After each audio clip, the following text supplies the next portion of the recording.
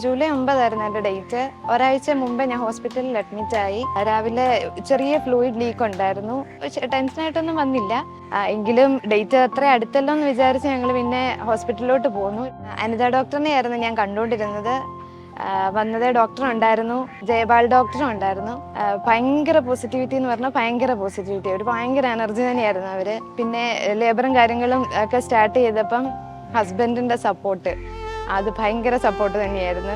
First delivery എനിക്ക് നല്ല complication ആയിരുന്നു. 11 മണിക്കൂറിലെ പെയിനും കാര്യങ്ങളൊക്കെ ആയിരുന്നു. പക്ഷേ ഇവിടെ എന്ന് പറയുമ്പം 4-5 മണിക്കൂർ അത്രയും സമയം പോയതുപോലും എനിക്ക് ഓർക്കണില്ല. ഹോസ്പിറ്റലിൽ വരുമ്പോഴൊക്കെ പറയുന്നുണ്ടായിരുന്നു പെയിൻ റിലീഫിന് വേണ്ടി ഒരു ഓപ്ഷൻ ഇവിടെ ഉണ്ട്. ആ സമയത്ത് ഞാൻ പറഞ്ഞു വേണ്ട, ആദ്യത്തെ ഡെലിവറി ഒക്കെ ഞാൻ ആ പെയിനൊക്കെ സഹിച്ച് ചിലപ്പം വേണ്ടി വരൂല എന്ന് പറഞ്ഞു. കണ്ടിന്യൂസ് പെയിൻ വന്ന് എനിക്ക് താങ്ങാൻ പറ്റാതെ വന്നപ്പോഴത്തേക്ക് പിന്നെ ഞാൻ പറഞ്ഞു എനിക്ക് തായോ ഇല്ല, എനിക്കത് വേണം എന്ന് പറഞ്ഞ് തന്നു കഴിഞ്ഞപ്പം ഭയങ്കര ഹാപ്പി ആയിരുന്നു. എന്നുവെച്ചാൽ ഒത്തിരി ഹെൽപ്പ് ചെയ്തു, എൻ്റെ പെയിൻ റിലീഫിന് ഒത്തിരി ഹെൽപ്പ് ചെയ്തു. പിന്നെ എനിക്കത് വേണമായിരുന്നു.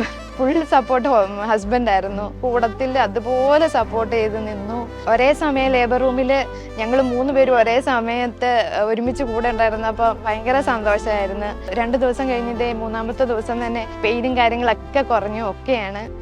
ഹാപ്പി ആയിട്ട് ഭയങ്കര സന്തോഷത്തോടു കൂടി ഇന്ന് വീട്ടിലോട്ട് പോവാണ്.